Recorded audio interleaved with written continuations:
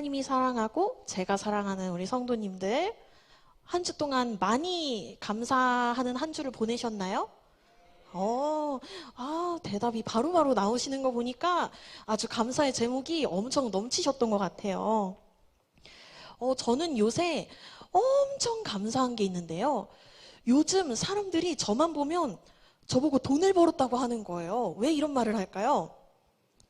제가 파마를 한 것 같다고 생각을 하시겠지만 제가 사실은 파마가 아니라 곱슬머리예요. 그래서 제가 과일을 사러 시장에 가든지 아니면 제가 신대원 입학 서류를 받으러 노회에 다녀왔거든요.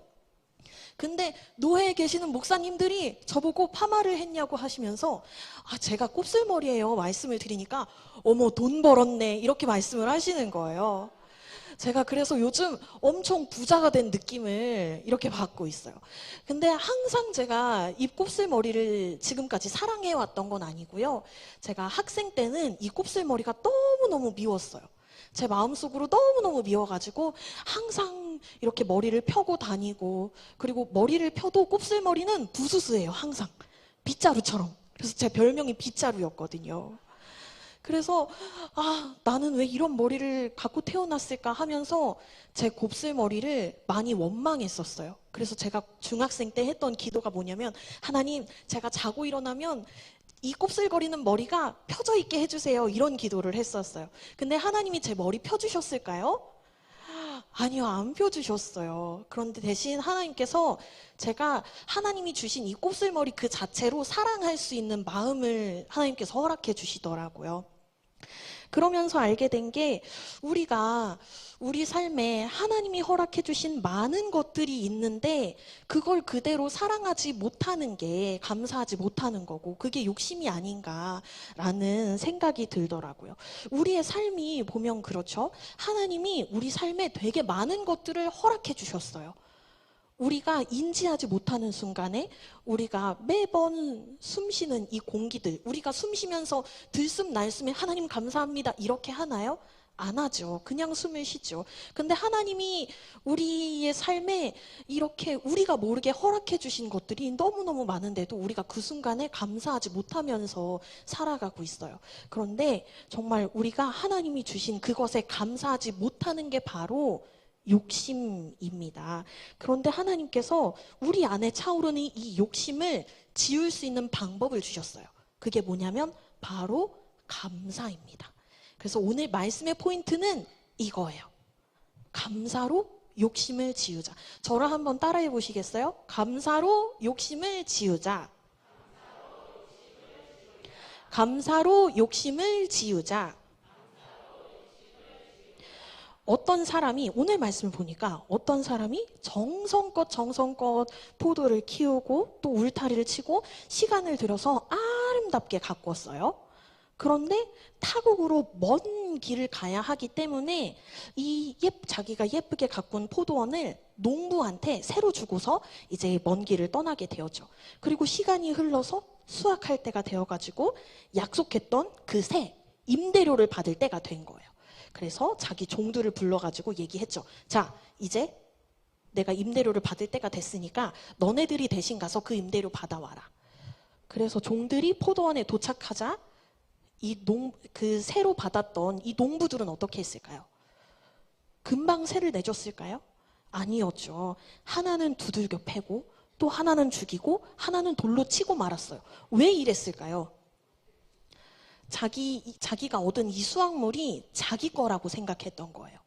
이 자기가 얻은 수확물에 본래 자기 것이 아닌데, 주인에게 돌려줄 것이 있는데 본래 자기 것이 아닌데 수확물에 욕심이 났기 때문에 그렇게 종들을 죽이는 그런 행패를 벌였던 거예요. 그래서 주인이 다시 한번 종을 보내도 어떻게 했어요? 이번에도 또 농부들이 똑같이 욕심에 눈이 멀어가지고 주인이 보낸 그 종들을 죽이고 말았어요. 그래서 이번엔 주인이 누구를 보내죠? 누구를 보냈어요? 종 다음에 아들을 보냈어요. 자기 아들을 보냈어요. 이 농부들이 그래도 내 아들은 존귀하게 대하겠지라는 마음에 자기 아들을 보냈어요. 근데 과연 농부들이 이 주인의 아들을 존귀하게 대했을까요? 아니었어요. 결과는 아니었어요. 아들이 포도원의 상속자라면 아들도 주인이잖아요. 그럼 주인으로 대우해야 되는데 이 농부들이 어떻게 했어요? 잘못된 생각을 했죠. 아, 이 아들 상속자니까 이 상속자 죽이고 우리가 대신 유산을 물려받자. 이런 얼토당토 않는 생각으로 주인의 아들을 농부들이 죽이고 말았어요.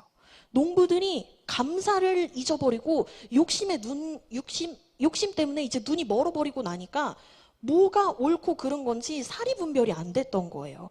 뭐가 옳고 그른 건지 분별할 수가 없었던 거예요.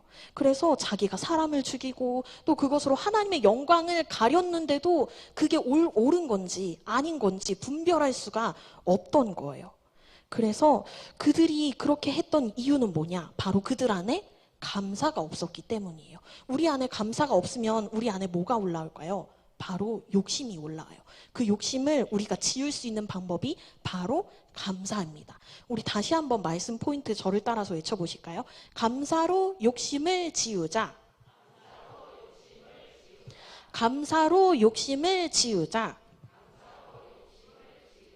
아시겠지만 이 이야기 속에서 포도원의 주인은 하나님, 그리고 종은 선지자, 그리고 아들은, 주인의 아들은 예수님이에요. 하나님께서 하나님의 은혜를 받고도 감사 없이 욕심대로만 살고 있던 그 사람들에게 계속해서 선지자들을 보냈지만 사람들이 회개했나요? 회개하지 않았나요? 회개하지 않았죠. 하나님께서 끝까지 인내하셔가지고 이 땅에 예수님을 보내셨지만, 그 아들 예수님을 보내셨지만 사람은 끝내 하나님의 아들이신 그 예수님을 죽이고야 말았습니다. 십자가에 못 박고만 말았습니다. 이렇게 욕심은 정말 끝이 없이 끔찍하고 무서운 거예요.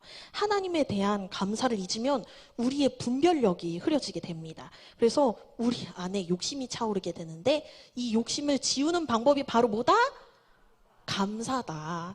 우리가 감사로 욕심을 지을 수 있다는 거. 우리 성도님들이 꼭 기억하셔야겠어요. 사람의 욕심이 끝이 없는 것처럼 우리의 감사도 끝이 없어요. 우리가 감사할 것들이 뭐가 있을까요? 우리가 숨쉬는 공기도 감사하고요. 우리가 지금 선돌교회 이 성전에서 예배 드릴 수 있는 것도, 성전이 있다는 것도 감사하고요. 우리 교회에 교육부서가 있다는 것도 너무 감사하고요. 또한 길가에 내리는 비도 너무 감사하고, 그냥 지나가다 맡게 되는 꽃향기도 너무너무 감사하고, 사실은 우리가 욕심이 끝이 없는 것처럼 감사할 내용도 끝이 없다는 거 우리는 너무나도 잘 알고 있습니다. 그러면 우리가 어떻게 해야 될까요? 우리 안에 차오르는 욕심이 있다면 그것을 감사로 지워내야겠죠.